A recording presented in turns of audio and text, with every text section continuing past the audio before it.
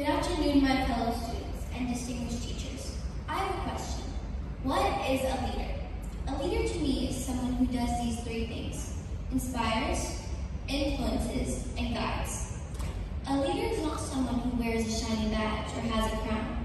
I believe that everyone here today is a leader, or can be. But someone has to take the first step.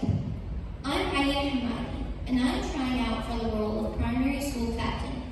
But why me, you may ask? There are a lot of reasons why I think I can be a great leader, but the most important one to me is I can make an impact. An impact on the school, the students, and also myself. What can I do for AIS and its students?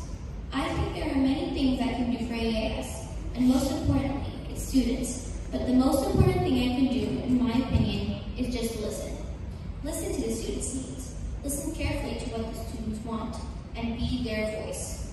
You can think of me as Superman. I can't fly or shoot beams of heat out of my eyes, but I can, with your help, make AIS a better place for everyone. I'm Ayaan Hamadi from 5E, and I'm determined to be the next school captain. Thank you.